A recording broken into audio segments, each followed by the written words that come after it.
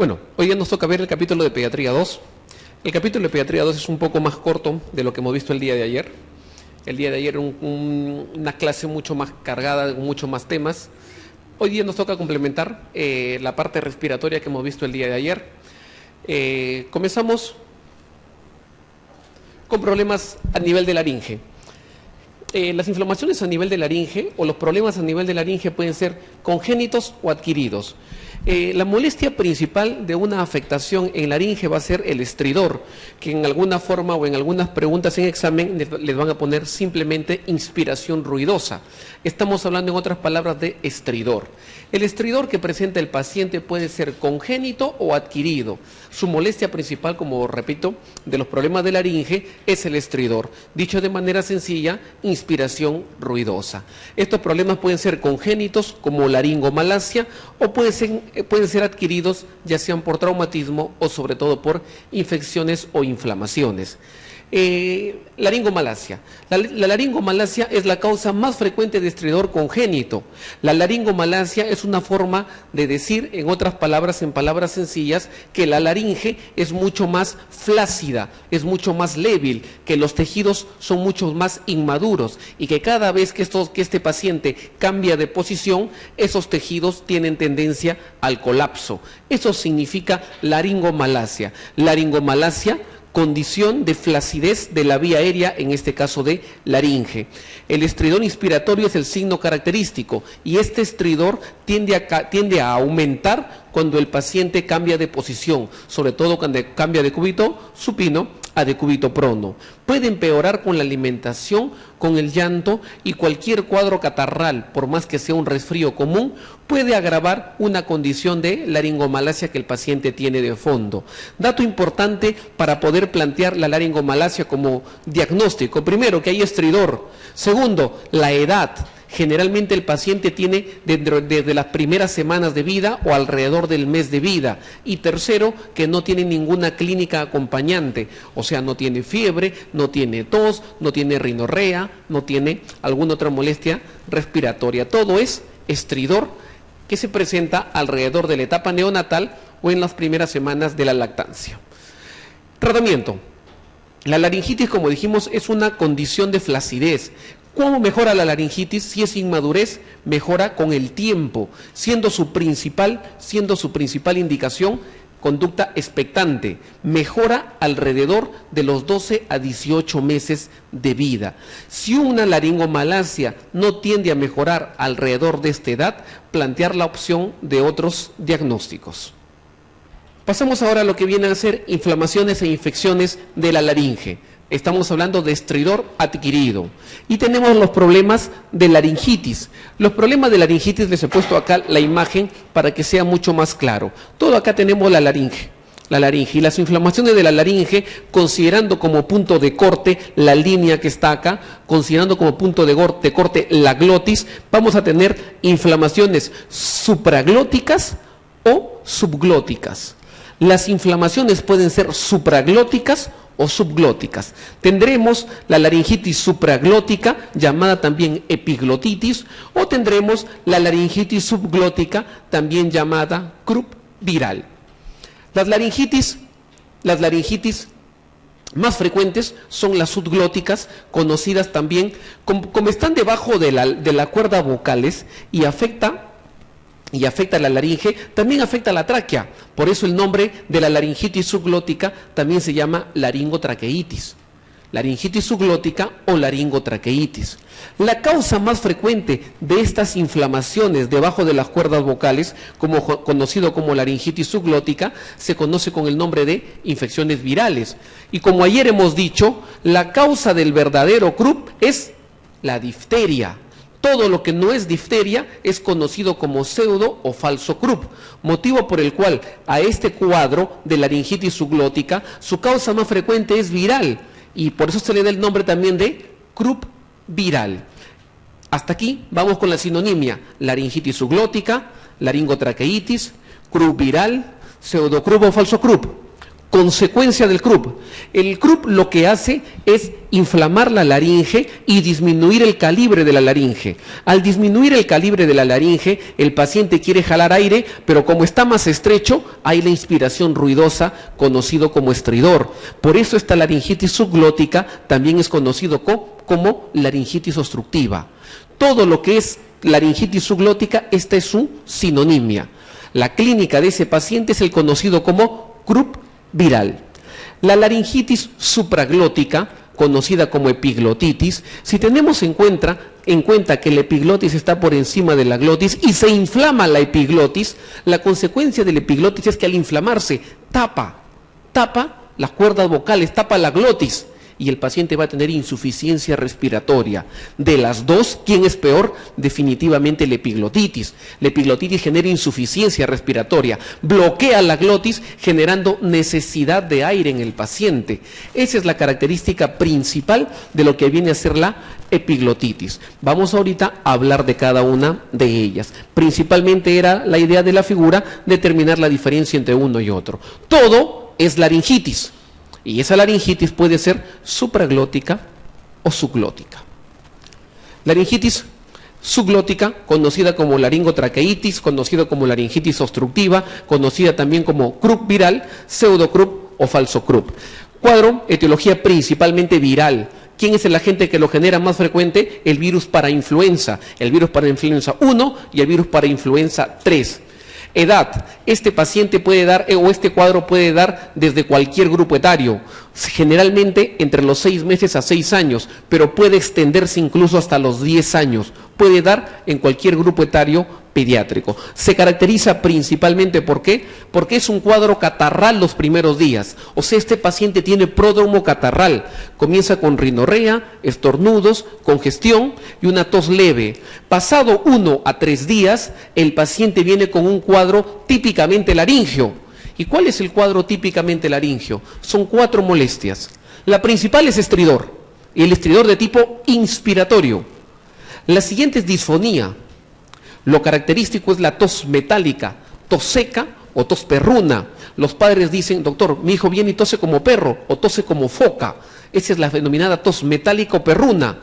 Y la cuarta es grado variable de dificultad respiratoria.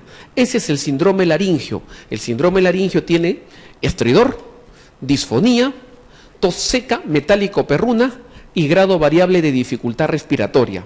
¿Qué es laringotraqueitis? Cuadro catarral. Hay pródromo catarral que en 1 a 3 días viene típicamente por la noche con estridor y con tos perruna con disfonía. Puede haber fiebre de grado variable acompañando a todo el cuadro. Radiografía. ¿Importa tomar radiografía? No siempre es bueno tomar la radiografía. Cuando se toma la radiografía se puede ver la laringe estrecha y eso es conocido como signo de la punta del lápiz o signo de campanario. Este paciente tiene dificultades para adquirir la posición de decúbito prono, así que generalmente se le recomienda a los pacientes que duerman sentados en ángulo de 30 a 45 grados. Tratamiento. El tratamiento de una laringotraqueitis o CRUP viral se caracteriza porque es un tratamiento sintomático, es un cuadro viral, tratamos las consecuencias. ¿Y cuál es la base fisiopatológica de la laringotraqueitis? Es el edema de mucosa. Ese edema de mucosa es el que está generando la obstrucción, motivo por el cual el tratamiento es un tratamiento antiinflamatorio. El tratamiento antiinflamatorio de elección son los corticoides. Se puede utilizar cualquier corticoide. El más utilizado es dexametasona. Hay en otros países budesonida nebulizada que se puede utilizar para la mejoría de estos pacientes. Cuando el CRUP es leve, basta el tratamiento con corticoide vía oral. Cuando el CRUP es moderado, se puede utilizar vía oral, pero mejor aún puede ser vía intramuscular. Pero cuando el CRUP es severo, el tratamiento pasa a ser endovenoso. Hay un tratamiento adicional que es muy útil. Les explico para que sea mucho más claro. Si alguno de ustedes ha utilizado corticoide y mucho más de repente si alguno de ustedes tiene asma, se han dado cuenta que lo mejor en asma es ponerse un beta 2, porque el beta 2 es mejoría rápida en menos de 5 minutos. Pero si ustedes toman prednisona, la prednisona va a comenzar a mejorar el cuadro alrededor de 4 a 6 horas. El corticoide no actúa rápido. por más que lo pongan por vía parenteral, el corticoide tiene un tiempo de acción. Eso pasa en croup. Si les llega un croup marcadamente moderado o severo, lo que ustedes van a querer es mejoría rápida, porque la consecuencia es obstrucción de la vía aérea. Si yo quiero lograr mejoría rápida en un croup, eso lo consigue la adrenalina nebulizada. La adrenalina nebulizada es un tratamiento muy útil en croup moderado y sobre todo en severo, porque logra mejoría rápida disminuyendo el edema de mucosa. Con eso facilita una mejoría rápida, esperando que el corticoide vaya haciendo su efecto en el transcurso de las horas. Eso es lo que se da como parte de tratamiento. Así como en asma hay algunos scores, aquí también en croup hay scores. 5 parámetros son los que se valoran. 5 parámetros son los que se valoran. Primer parámetro, el estridor. El estridor, cuando es en reposo, es severo. La gran mayoría de los niños lo tiene, cuando llora o está irritable, pero que esté tranquilo y en reposo y que se le escuche el estridor, eso es severo. Cuando tiene politiraje, 3 paquetes, habla de severidad. Cuando tiene cianosis desde el inicio, habla que es severo. Cuando el niño está demasiado irritable o incluso con tendencia al sueño, alteración de conciencia, habla de severidad. Y lo dejo para el final esto, ingreso de aire. Si ustedes tienen una laringitis obstructiva y disminuye el calibre, lo que va a pasar el paciente, cuando ustedes quieran ver el murmullo vesicular, va a estar disminuido, pero bilateral. Si la disminución de murmullo, porque el problema es alto, la disminución de murmullo es bilateral. Si hay disminución del murmullo vesicular bilateral y hay estridor, esto es un croup severo. Y si es un croup severo, la primera medida es mejoría rápida y además poner el corticoide para que actúe en el tiempo. Diagnóstico diferencial. Cuando viene un paciente con estridor, la pregunta es, cuando viene con la típica tos a predominio de noche, con estridor inspiratorio y disfonía y un poco agitado, ustedes le preguntan, la primera causa es croup viral, motivo por el cual ustedes preguntan, señora, días previos, pródromo catarral, o sea, moquito, estornudo, congestión o algo de fiebre, no. Entonces, no parece ser un croup viral. ¿Antecedentes de cuadro similar? Sí. ¿En qué época del año le viene? Predominantemente en el invierno. ¿Familiares, hermanos o el mismo niño, atopía? Sí. Ese es el croup espasmódico. El croup espasmódico, la clínica es similar al croup viral. ¿Cuál es la diferencia? La diferencia es que no tiene pródromo catarral, que comienza igual brusco por la noche, pero que tiene tendencia a repetirse, sobre todo en la época de invierno, y está asociado principalmente a atopía personal o familiar. Vamos con epiglotitis. Ya hemos visto un avance de epiglotitis y lo vamos a hacer en el comparativo, diferenciar epiglotitis de laringotraqueitis. Primero, la edad. La primera diferencia de epiglotitis es la edad. La epiglotitis es una patología principalmente del preescolar y escolar. De entre los 2 a 6 años, incluso puede llegar a 8 o 10 años. Pero la media es de 2 a 6 años. No tiende a dar en el paciente lactante. 2 a 6 años. Siguiente, etiología. La etiología es bacteriana. Antiguamente el agente causal más frecuente era Haemophilus influenza tipo B. Actualmente el agente más frecuente es el mismo causal de faringitis aguda, conocido como Streptococcus pyogenes, y el segundo en orden, neumococo. ¿Cuál es la clínica? Primero, este paciente tiene pródromo catarral. La epiglotitis no tiene pródromo catarral. No tiene pródromo catarral. Bruscamente, de un momento a otro, el paciente comienza con fiebre elevada, que generalmente bordea los 39-40 grados centígrados, y como hemos visto en la figura, la epiglotis, ¿qué hace? Tapa la glotis, y al inflamarse y tapar la glotis, el paciente va a comenzar a presentar necesidad de aire. Por eso él va a comenzar a tener insuficiencia respiratoria. Él va a comenzar a hacer la típica conducta de hiperextensión de cuello, y si ustedes lo encuentran, lo pueden encontrar sudoroso, con las manos en posición en trípode, sobre los muslos o sobre una estructura, para poder jalar aire. El paciente va a estar sudoroso, va a estar con la lengua protruida y con babeo, y puede estar cianótico. Esa es la epiglotitis, paciente que luce tóxico, paciente que luce grave. Y un dato bastante importante, no tiene pródromo catarral, no tiene pródromo catarral. ¿Tiene estridor? Sí hay estridor, suele ser inspiratorio. Tose, va a depender. Va a depender del grado de obstrucción de la glotis, porque si la glotis está completamente obstruida, no va a haber tos. Pero si la glotis está parcialmente obstruida, puede haber un cierto grado de tos metálica. No siempre va a haber tos en un paciente con epiglotitis. La clínica principal es insuficiencia respiratoria sin pródromo catarral. Aquí está. Inicio súbito de fiebre, iodinofagia, con babeo, con boca abierta, cuello hiperextendido, acompañado de sed de aire con mal estado general. Empeora rápidamente con cianosis y dificultad respiratoria severa. La epiglotitis, este paciente, antes que tomar un examen, hay que tener en cuenta la gravedad con la que viene el paciente. ¿Cuál es la medida principal en un paciente con epiglotitis? Antes que tomar radiografías y antes que hacer, porque si ustedes le abren la boca y ponen un bajalenguas, ese paciente hace un laringoespasmo y genera mayor insuficiencia respiratoria y puede generar paro cardiorrespiratorio. Por eso, en este paciente, la primera medida cuando venga un paciente con estas características es el tratamiento de elección, CAB, que ustedes saben que es el soporte básico de vida, con la secuencia CAB en el paciente pediátrico. CAB, circulación, vía aérea y respiración. Preservar vía aérea es la primera medida. Si se puede intubar, se hace. Les digo si se puede, ¿por qué? Porque cuando ustedes van a intubar, lo primero que van a buscar es ver la glotis. Pero si la glotis está tapada por la epiglotis muy inflamada, puede ser muy difícil la intubación, motivo por el cual se pueden saltear a una traqueotomía o una cricotilotomía de emergencia, que sería la opción si es que no se puede ver la glotis.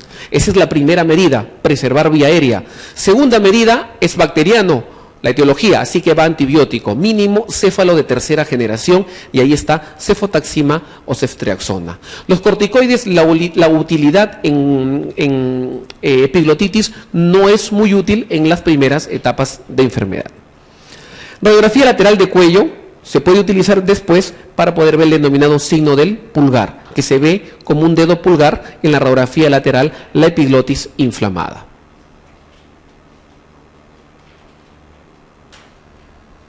Traqueitis bacteriana. La traqueitis bacteriana es conocido como croup pseudomembranoso.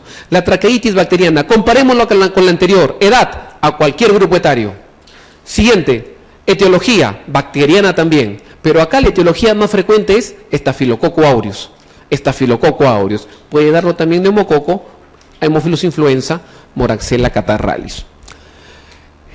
Cuando vemos un paciente con estridor, la primera pregunta es, ¿hay pródromo o no hay pródromo? En el croup viral sí hay pródromo, en la epiglotitis no hay pródromo. En la traqueitis hay pródromo, sí puede haber pródromo. La traqueitis puede ser secundaria a traumatismos o incluso el paciente tuvo un croup viral la semana pasada y ahora viene con traqueitis bacteriana. O sea, la traqueitis bacteriana sí puede haber antecedentes, a diferencia de la epiglotitis. Clínica, es parecida, muy parecida a una epiglotitis, pero hay una diferencia muy importante. El estridor es inspiratorio y expiratorio. Por eso el estridor es mixto. Mixto, inspiratorio y también expiratorio. Esa es una característica diferencial bastante importante en traqueitis bacteriana.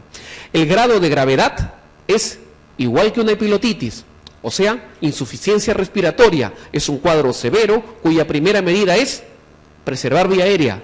Segunda medida es antibiótico, siendo los antibióticos aquellos que tengan cobertura para Staphylococcus aureus. Estamos hablando de oxacilina, clindamicina o vancomicina. Esa es la terapéutica para el paciente con traqueitis bacteriana. Entonces, lo que busca esta diapositiva es el diagnóstico diferencial. Cuando tengas un estridor, la pregunta es, ¿congénito o adquirido? Si es congénito, porque estamos alrededor de la etapa neonatal o primeras semanas de la etapa de lactancia y no tiene ninguna clínica adicional, descartarás una probable malformación. Y la causa más frecuente de estridor congénito es laringomalacia. Pero si es un estridor adquirido, la causa principal de los estridores adquiridos suelen ser la laringotraqueitis o croup viral. Esa es la más frecuente, que tiene pródromo catarral y que luego viene con un cuadro laringio típico. Siempre en el grupo etario entre 2 a 6 años descartar una epiglotitis. La epiglotitis no tiene pródromo catarral, el estridor es inspiratorio y es un cuadro severo, etiología bacteriana. La traqueitis bacteriana se parece mucho a la epiglotitis, pero aquí el estridor es mixto. En todos ellos es difícil tomar la posición en decúbito. porque el paciente va a tener dificultad respiratoria. La que más lo tolera puede ser tal vez la laringotraqueitis, pero estos pacientes no toleran dicha posición. Si viene un paciente y te parece un CRUP y no sabes si es viral y le pide los antecedentes y no tiene ningún antecedente de cuadro catarral, descartar CRUP espasmódico. El CRUP espasmódico es una forma de decir manifestación de atopía a nivel de la laringe. ¿Por qué? Porque es el típico cuadro de laringitis, pero tiene antecedentes de atopía y cuadro recurrente, sobre todo en la época de invierno, es estacional.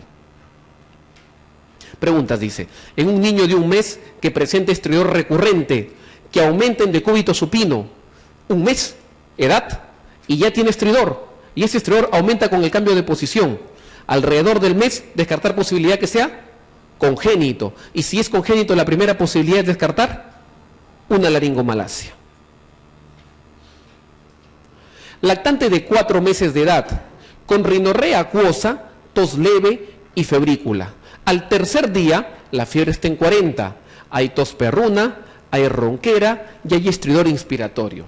Acá, vamos con cómo llega el paciente. El paciente llega con tos perruna, con ronquera y con estridor inspiratorio. O sea, es un cuadro a nivel de laringe. Y concluimos en algo. Si te dan un cuadro de estridor en menor de 2 años de edad, la primera posibilidad, y casi siempre, es un CRUC viral. En menor de 2 años de edad, casi siempre es un CRUC viral. Si tenemos en cuenta esto, la primera posibilidad aquí es un CRUC viral. Pero vamos resolviéndolo. Tos perruna y estridor inspiratorio. Posibilidad de CRUC viral, primera opción. ¿Tiene o no tiene pródromo catarral? Al inicio, rinorrea, tos y febrícula. Pródromo catarral que al tercer día viene con un típico cuadro laringio. Estamos hablando de un cuadro de sinonimias. Laringotraqueitis, laringitis subglótica, laringitis obstructiva, pseudocrup o falso crup, o conocido como crup viral. Busquemos cuál clave. Epiglotitis no lo es. Traqueobronquitis, laringitis, laringotraqueitis, laringobronquitis espasmódica. Quitémonos claves. Esto no puede ser epiglotitis, porque epiglotitis es ¿de qué edad? De 2 a 6 años. No puede ser epiglotitis. Laringotraqueobronquitis espasmódica. Para que tenga bronquitis y el problema sea bronquial, tiene que haber sibilancias. Y el paciente no tiene sibilancias. Así que no puede ser la E. La B, antes que ser una traqueobronquitis, es una laringitis primero. Y además no es bronquitis porque no tiene sibilancias. ¿La C o la D? ¿Es una laringitis? Sí, es una laringitis. Pero dentro de la laringitis, ¿cuál de ellas es? Es una laringotraqueitis. Acá está la clave como tal. Esto es una laringotraqueitis. Si no estuviera laringotraqueitis, la clave sería laringitis. Si aquí le pongo D, asma, ¿no habría otra opción que marcar? Laringitis. Acá, 2 años de edad, traído por la madre por presentar dificultad respiratoria. Refiere que inició con rinorrea, tos, fiebre e hiporexia. Cuadro catarral. Al examen, llanto disfónico, politiraje, estridor inspiratorio y aleteo nasal. Orofaringe congestiva, murmullo vesicular presente, estridor inspiratorio. ¿Cuál es el diagnóstico? Laringitis, epiglotitis, bronquiolitis, faringitis, crisis asmática. Bueno, asma no es. Bronquiolitis tampoco, porque tiene que haber sibilancias para esos 2 diagnósticos. Faringitis no me genera estridor. Me queda epiglotitis y laringitis. Epiglotitis es alrededor de los 2 a 6 años de edad. Aquí la opción a marcar es laringitis. Pero si hubiera laringotraqueitis, ese sería el diagnóstico, porque tiene un paciente que tiene rinorrea, tos, fiebre y además tiene cuadro laringio. Acá pregunta residencia. Esta pregunta dice, lactante de 2 años de edad, llega a la emergencia por tos perruna, afonía. Al examen clínico está ansioso, dato importante, con estridor inspiratorio en reposo, y tiraje subcostal. ¿Cuál es el tratamiento indicado?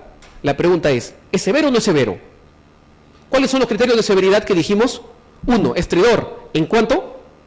En reposo, ¿cierto? Murmullo vesicular disminuido bilateral, cianótico, politiraje y trastorno de conciencia. Basta que exista uno de ellos para que el cuadro sea severo. Y si es severo, el tratamiento inicial que se le da, ¿cuál es? ¿Corticoide o adrenalina? Adrenalina para mejoría rápida. ¿Cuál es el tratamiento indicado? ¿Humidificar vía aérea? No. corticoide inhalado no, corticoide endovenoso buena opción, oxigenoterapia no, nebulización con adrenalina, uno de los dos, corticoide o la E, los dos van a ir en el tratamiento, pero si está grave el paciente, ¿cuál es el tratamiento indicado de inicio? Adrenalina nebulizada.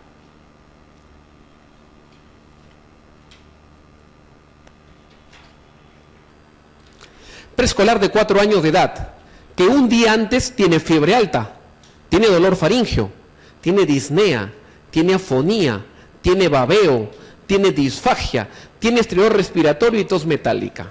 Al examen, ansiedad con gran dificultad respiratoria, con boca entreabierta, lengua protruida y cianosis perioral. Tiene estridor y tiene marcada dificultad respiratoria. Pregunta, ¿tiene pródromo o no tiene pródromo? No tiene pródromo. Bruscamente un día antes, fiebre y luego dificultad respiratoria con estridor. ¿Estamos hablando de qué patología? Epiglotitis, epiglotitis. Dato adicional que está en el cuadro de laringotraqueitis. Si tú tienes un estridor y ese estridor va acompañado de odinofagia, esa es una epiglotitis, porque el cruc viral no va con odinofagia. ¿Ya? Si tú tienes un cuadro de estridor acompañado de dolor faríngeo, de disfagia, acompañado de odinofagia, esa es una epiglotitis.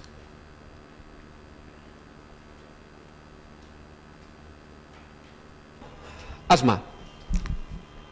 Patología, a ver, miren, la clínica, voy a hablar algo del tema de ayer para unirlo con el tema de hoy. Hay un grupo de pacientes pediátricos que en los primeros 5 años de vida sibilan, tienen un cuadro clínico de dificultad respiratoria, de cuadro catarral, que acaban en sibilancias. Típicamente es cuadro catarral que en unos días el paciente rápidamente comienza a sibilar. Cuando ese cuadro de cuadro catarral genera sibilancias y tiene menos de 2 años de edad, eso se llama bronquiolitis. Cuando el paciente tiene más de 5 años de edad, que comienza con cuadro catarral y acaba sibilando, probablemente es una crisis asmática. El punto intermedio es entre 2 a 5 años de edad. Asma como tal, el diagnóstico según Gina debe hacerse a partir de los 5 años, porque en ese paciente, en esa edad, a partir de esa edad, el paciente colabora con la espirometría. Antes de eso es muy difícil.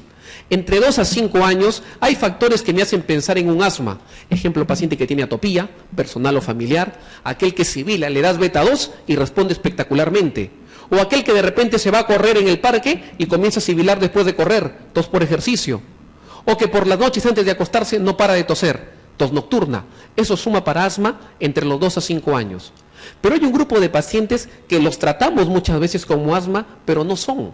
Puede ser reflujo gastroesofágico, puede ser fibrosis quística, puede ser tuberculosis, puede ser infección por VIH, puede ser inmunodeficiencias. El grupo se llama SOP recurrente y entre 2 a 5 años de edad hay que buscar la etiología. La gran mayoría se tratan como asma. Felizmente, la gran mayoría son asma. Pero si tienen un asma, entre comillas, que no mejora, buscar opciones diagnósticas. Una de ellas frecuente es, por ejemplo, reflujo gastroesofágico. Ahora, comenzamos con asma. ¿Qué es asma? Asma es una enfermedad inflamatoria crónica de la vía respiratoria inferior, que se caracteriza porque su molestia principal tiende a ser broncoconstricción. El paciente comienza a tener obstrucción bronquial y con eso comienza a tener al inicio expiración prolongada, sibilantes inspiratorios, expiratorios primero, inspiratorios luego y luego ya sibilantes difusos. Primer problema, la broncoconstricción. Eso se produce por una inflamación secundario a una hiperreactividad bronquial inespecífica. Ejemplo, se van de repente en el malecón a caminar 6 de la tarde y entra el aire húmedo y le genera sibilancias. O de repente se han comprado un nuevo perfume, lo huelen y al toque llega a la vía aérea y le genera broncoconstricción. O de repente comen algún producto, un chupete, entra en contacto con dicho producto e inmediatamente genera broncoconstricción. Entonces es una hiperreactividad bronquial inespecífica. Muchos factores pueden llegar a generarlo. Eso va a generar una inflamación que se traduce en una broncoconstricción. Y esa broncoconstricción, si no le damos tratamiento en las épocas adecuadas, va a llevar a una remodelación de vía aérea, generando daño ya de por vida. Eso es asma. La clínica de asma es similar a la del adulto. Tos a predominio nocturno. Tos a predominio nocturno. Las sibilancias, el paciente cuando es más grande, sobre todo paciente de la etapa escolar, ya refiere que le silba el pecho. Sibilancia, síntoma más característico. Disnea, dificultad respiratoria, de presentación episódica y variable. Asma es una enfermedad crónica. La persona que lo tiene probablemente va a tener toda la vida. Pero es de presentación episódica. Hay gente que tiene un periodo de latencia entre 15 a 20 años después de haber tenido crisis durante la infancia. Asma es una enfermedad episódica, de presentación episódica. Y cuando el niño es más grande, comienza a presentar opresión torácica. El diagnóstico es clínico, tos a predominio nocturno, dificultad respiratoria y sibilancias con el ejercicio, buscar la etiología si es que se puede encontrar y mucho más funcionalidad, siendo la espirometría basal el método más adecuado para llegar a este tipo de diagnóstico.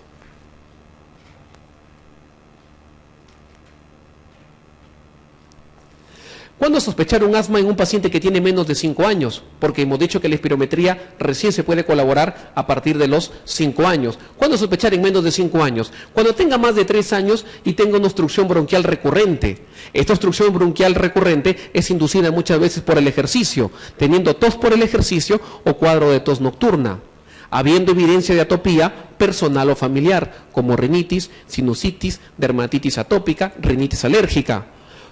Historia familiar de asma y una respuesta muy adecuada al uso de beta 2. Eso ayuda para el diagnóstico sugestivo de asma en menor de 5 años de edad. El asma como enfermedad es una enfermedad crónica, pero además el asma, si entra en contacto el paciente con algún alérgeno, hace la denominada crisis asmática. Este es cómo se califica al asma como enfermedad crónica, pero hay una calificación también del asma como enfermedad aguda. El asma como enfermedad crónica se califica antes, vamos a lo que era antes porque van a revisar bancos, antes era asma intermitente o persistente, y el persistente era persistente leve, moderado, severo. Al intermitente solamente se le daba beta 2 a demanda y al persistente, aparte de beta 2 que era salbutamol, se le agregaba corticoide inhalado. Este es el, de acuerdo a Gina, más o menos del año 2005, cambia un poco las definiciones y considera asma controlado, no controlado y parcialmente controlado, teniendo en cuenta para esto 6 criterios. Síntomas diurnos, el niño o el paciente pediátrico durante el día tiene disnea, tiene tos, sibilancias. Síntomas nocturnos, no lo deja dormir al paciente o tiene que recibir algún tratamiento para esto. De repente durante el día quiere ayudar en la casa, pero eso le genera dificultades, limitación para las actividades. 3, necesidad de tratamiento de rescate, siente que sibila o tiene tos, necesidad de ponerle beta 2 o necesidad de ir a la emergencia porque tiene una crisis asmática. Eso es lo que se valora, y si es que tiene flujómetro, se valora también función pulmonar. Para la crisis aguda, hay muchos scores. Este no es el mejor, pero es el que más lo valoran aquí en el Perú, y es el que más les preguntan en exámenes. Eso se llama score de Birman y Pearson modificado por tal. ¿Qué valora? Valora 4 criterios. Valora la frecuencia respiratoria, valora la presencia de sibilancias, valora la cianosis y valora los tirajes. Eso es score de Birman y Pearson modificado por tal. Pero si, por ejemplo, no le dan todos estos criterios y tienen que ustedes plantear criterios según lo que se le da,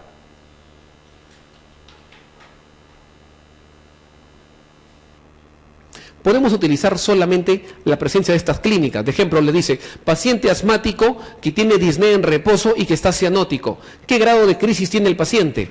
Basta con esos datos para decir severa. Basta con esos datos para decir severa, sin hacer un score. Basta con eso para decir severa. El tener disnea en reposo, el paciente asmático, ustedes le preguntan su nombre y a veces no lo puede decir de manera continua, lo dice de manera entrecortada. El hablar palabras entrecortadas por la disnea que presenta, eso habla de severidad. El estar agitado, el estar cianótico, el tener sibilancias difusas o peor aún ausentes. La madre llega con su hijo y les dice, doctor, mi hijo es asmático, lo noto agitado. Ustedes lo escuchan al paciente, el paciente comienza a inspirar y no se escucha nada. Ese es prácticamente un tórax silente, ese es prácticamente un préparo respiratorio, motivo por el cual encontrar un asmático con ausencia de sibilancias y encontrarlo agitado, estamos en un estadio severo de la enfermedad. Desorientado. Recuerden ustedes que el paciente, la principal, aunque no lo vamos a ver, pero tenemos que hablar un poco del tema. La causa más frecuente de parada cardiorrespiratoria pediátrica es insuficiencia respiratoria. Ustedes saben que al inicio comienza el paciente comienza a agitarse y comienza a barrer CO2, hipocapnia. Pero luego el paciente comienza a tener ya dificultades, típicamente decimos, se va a agotar el paciente ya no comienza a respirar bien y el CO2 se comienza a aumentar. Todo eso genera trastorno de conciencia. Si tenemos un paciente desorientado o con trastorno de conciencia, en el contexto de dificultad respiratoria, tomarle mínimo un AGA para ver el grado de afectación que tiene.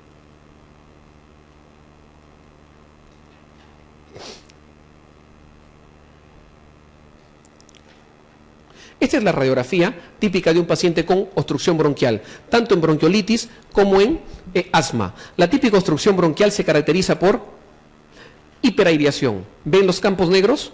Hiperaireación. Hiperinsuflación, con los diafragmas que tienen tendencia a aplanarse, con los espacios intercostales que aumentan y las costillas tienden a horizontalizarse. Eso hace que el corazón se vea mucho más verticalizado y aparente ser más pequeño. La complicación principal en los cuadros obstructivos bronquiales, sean crisis asmática o sea bronquiolitis, son las atelectasias. Las atelectasias son las complicaciones más frecuentes en este grupo de pacientes. Y las segundas en orden son los síndromes de fuga de aire. Al tener un tórax hiperaireado va a predisponer a síndrome de fuga de aire, como neumotórax, neumomediastino o la presencia de alteraciones a nivel tejido subcutáneo. Acá están los hallazgos a nivel de la radiografía. Tratamiento del asma. Hagamos de cuenta que viene un paciente con crisis asmática, viene un paciente con dificultad respiratoria, se le hace un score de Birman y Pearson y ese paciente tiene un score de Birman y Pearson de 6. O comencemos con el más sencillo, un score de Birman y Pearson de 3. El paciente tiene una crisis leve. Y si tiene una crisis leve, ¿cuál es el paquete de tratamiento? El paquete es beta 2 de acción corta con corticoides. Los dos van siempre en leve. La vía es la que cambia. En el leve, beta 2 de acción corta, inhalados. Y corticoide sistémico vía oral. Prednisona, prednisolona, dexametasona. El paciente viene con un Birman y Pearson de 7. Estamos hablando de una crisis moderada. La crisis moderada se puede utilizar inhalado o nebulizado el beta 2. La moderada, el corticoide puede ser oral o intramuscular. Pero en la moderada yo le agrego bromuro de ipratropio. En la moderada ya se agrega bromuro de ipratropio. El paciente viene con Birman y Pearson de 10 a 11. Estamos hablando de crisis severa. Para crisis severa, ¿cuál es el tratamiento? Beta 2 de acción corta, nebulizado. Utilizamos, por ejemplo, salbutamol, el número de gotas que ustedes planteen, y le vamos a dar tantas gotas más 5 cc de suero fisiológico cada 20 minutos por 3 veces y luego, según la frecuencia, cada 2 a cada 3 horas. Corticoide sistémico. En el endovenoso hay muchas opciones, pero cuando es severo preferimos utilizar el siguiente orden. Primero de severidad, metilprednisolona, siguiente hidrocortisona y al último dexametasona. Seguimos con bromuro de ipratropio y podemos utilizar cualquiera de los dos siguientes. El que más se utiliza en la práctica es el bolo de sulfato de magnesio. El sulfato de magnesio endovenoso, en bolo, basta a veces una sola dosis para generar apertura de la vía aérea adecuada. Se puede utilizar incluso en tratamiento de mantenimiento horario por 2 a 3 días según respuesta. A este paciente que vino con esta crisis, lo sacamos del cuadro, se hospitaliza y en unos 3 días ya comienza a revertir y se plantea el alta. ¿Qué crisis asmática fue? ¿Qué asma fue? Si tuvo crisis, es un asma que no era controlado. Y si no era controlado, requiere tratamiento de control. ¿Cuál es el tratamiento de control del asma como enfermedad crónica? El tratamiento de control del asma como enfermedad crónica es el corticoide, pero inhalatorio. No confundir con el de crisis. El crisis es corticoide sistémico, oral, intramuscular o parenteral. Pero el corticoide para tratamiento de control es corticoide inhalado. Algunas veces algunas preguntas les van a dar los nombres de los corticoides, por eso los tengo que mencionar. Los corticoides que se utilizan en el Perú, hay 3, aunque esté entrando un cuarto, que no tiene mucha, no está demostrado en la práctica actualmente. El principal utilizado es fluticasona. También tenemos budesonida o también tenemos beclometasona. Fluticasona, budesonida, beclometasona. Le damos al paciente que tiene su asma crónico y lo valoramos cada 4 a 6 semanas la respuesta. Lo valoramos según el score que hemos visto de asma crónica. Y la mamá viene a las 4 o 6 semanas y dice, doctor, mi hijo ha mejorado un poco, pero todavía tose por la noche.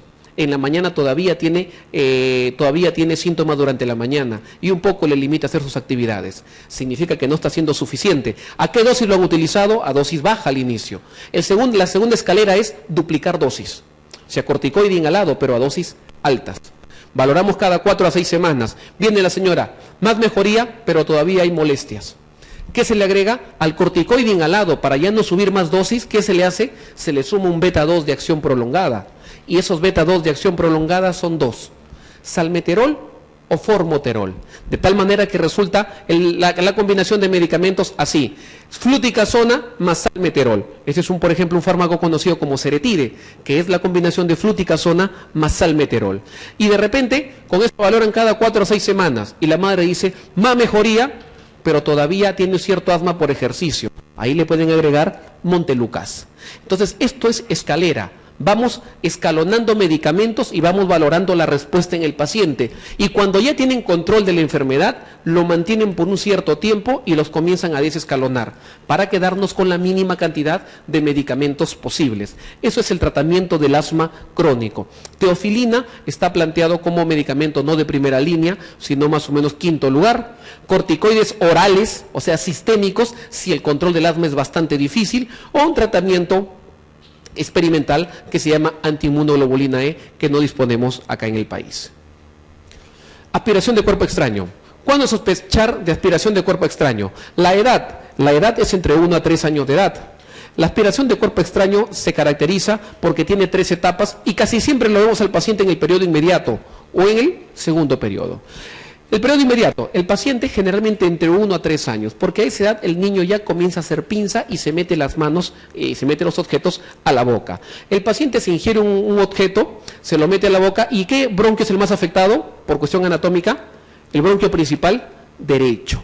En el bronquio principal derecho suele presentarse las molestias, pero primero el paciente ingiere el cuerpo extraño y ¿qué trata de hacer? Trata de botarlo. Tos persistente, exigente, de manera súbita. El paciente se puede poner cianótico, el paciente puede tener cialorrea por el cuerpo extraño.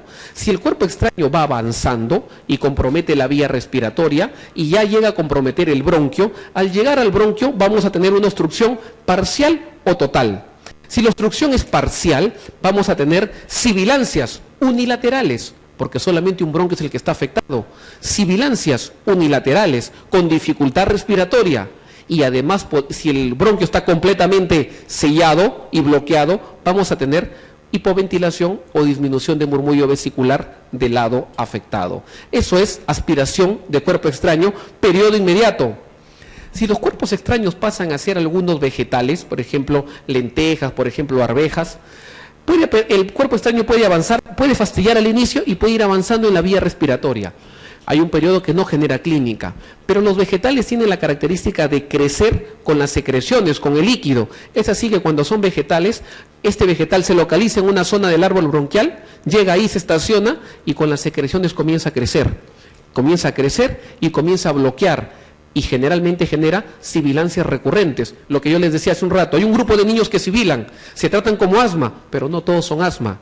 Y en el camino comienza a sibilar y se le hace fibroncoscopía y se encuentra que había habido un problema, un cuerpo extraño que estaba generando el cuadro en este paciente. Ese es un periodo derivado de la reacción del cuerpo extraño.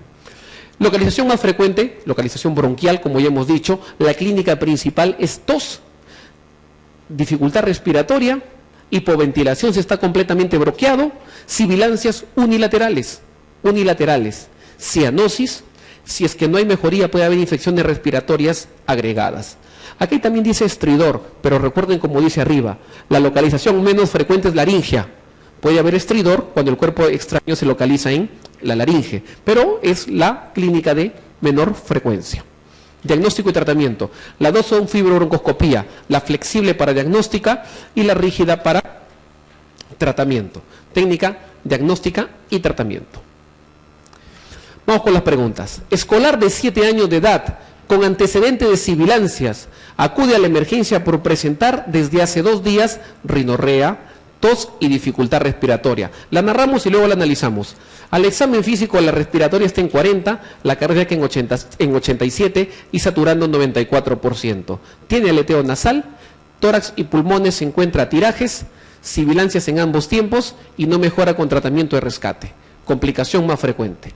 Veamos acá, si tiene antecedente si escolar de 7 años y tiene antecedente de sibilancias, pasados los 5 años de edad, que tenga sibilancias recurrentes, ¿cuál es la primera posibilidad? Es un asma, es un asma. Con la primera línea, suficiente para plantear un asma. Este paciente que ya me dijeron que es un asma como enfermedad crónica, acude a la emergencia, o sea, si tiene un asma crónico y va a la emergencia es probablemente por una crisis asmática. Está acudiendo a la emergencia por presentar desde hace 2 días con el cuadro catarral, rinorrea, tos y hace dificultad respiratoria. Recuerden que conversamos. ¿Cuál es la principal causa? Pregunta examen. Principal causa que descompensa un asma de fondo. ¿Cuál es la causa principal de crisis asmática? Infecciones respiratorias. ¿Virales o bacterianas? Virales a la cabeza. Este paciente tiene un cuadro catarral y acaba en dificultad respiratoria, probablemente descompensado por un cuadro infeccioso respiratorio alto. Al examen físico la respiratoria está en 40, para la edad está taquipneico, está en la cardíaca en 87 y saturando 94%, que en asma 94 estamos hablando ya de crisis. No es el 92 que se utiliza para otro tipo de patologías. Aleteo nasal. La dificultad respiratoria, el compromiso es de abajo hacia arriba. Es decir, si un paciente viene con dificultad respiratoria y tiene aleteo nasal, significa que ya pasó por tiraje subcostal, pasó por intercostal, pasó por supraesternal y ahora está en aleteo. Aleteo revela gravedad de paciente. Tiene aleteo nasal, tórax y pulmones, tiraje intercostal, supraesternal, sibilancias en ambos tiempos y no mejora con tratamiento de rescate. Estamos de acuerdo que es un paciente asmático, escolar, que está teniendo una crisis asmática. ¿Cuál es la complicación más frecuente de la crisis asmática? ¿Cuál dijimos que era? Atelectasia. Atelectasia. Varón de 10 años de edad, presenta silbido de pecho, ocasionales, y tos una vez por semana o con los cambios estacionales. Tiene aparentemente un asma, tiene 10 años y sibila, y el paciente tiene crisis ocasionales. Niega síntomas nocturnos, o sea, no hay un asma crónico marcado. El antecedente hermana y madre asmáticos. Al examen, sibilantes respiratorios escasos, pero no hay ni aleteo ni retracciones. Espirometría, patrón obstructivo reversible, que es lo que es el asma. Volumen expiratorio forzado al minuto más de 80%. Eso me habla de un asma crónico leve, lo que sería antiguamente el intermitente. ¿Y qué tratamiento se le da a este paciente? Corticoide inhalado, metilsantina bioral, inhibidor de leucotrienos, antimuscarínico inhalado o beta-2 a demanda inhalado. Es prácticamente un intermitente lo que era antes. Se le da beta-2 a demanda. Beta-2 a demanda. 7 años de edad, asmático, acude a emergencia por presentar tos y sibilancias. Al evaluarlo tiene un puntaje de Birman y Pearson de 6, selección de manejo inicial. Birman y Pearson de 6, crisis moderada, y si es moderada el tratamiento es, al inicio, beta-2, acompañado de corticoide y acompañado de bromuro de ipratropio, si es moderada. Vamos a ver cuáles llegan a tener esa condición. Dexametasona corticoide, ambroxol no se utiliza. Salbutamol sí se utiliza, pero no aminofilina. Aminofilina es crisis severa. Adrenalina se utiliza para un CRUP. Adrenalina, un punto importante. Adrenalina antes era una medicina, como le decíamos, una medicina de guerra en asma, porque cuando hacen su serum, ahí van a lugares tan lejanos que no hay nada, y la adrenalina puede ayudar parcialmente por el efecto que tiene a nivel del árbol bronquial, si bien no es selectivo, no es beta-2, afecta a todos los receptores, pero podría ayudar en una crisis asmática en cuestiones de emergencia. No es la primera indicación, se utiliza más en CRUP. Cromoglicato. Cromoglicato es un medicamento antiguo que se utilizaba para el asma crónico, ya no sirve. Salbutamol y dexametasona, beta-2 más corticoide, aminofilina y cromoglicato. La respuesta es obvia, es letra D. Paciente de 8 años de edad, asmático, ingresa a emergencia con disnea severa y obnubilado. Dato importante, miren, obnubilado. Obnubilado, ese es trastorno de conciencia. Y si un asma tiene trastorno de conciencia, mínimo es severo. Hasta ahí mínimo es severo. Y además la pregunta me ayuda porque me dice disnea severa. Me ayudó bastante, mínimo severo. Desde hace 72 horas sus síntomas se han reagudizado a pesar de tratamiento. Ojo, 3 días con crisis asmática. Presenta pulso paradójico, ritmo de galope, discreto edema periférico y hepatomegalia. Ojo, tiene crisis asmática severa, pero además tiene alteración cardíaca secundaria, con pulso paradójico, con ritmo de galope. ¿Cómo se llama eso? Estatus asmático. Cuando a la crisis severa tú le sumas ya alteración cardíaca, eso se llama estatus asmático. Prácticamente es un preparo respiratorio. Esto es un estatus asmático.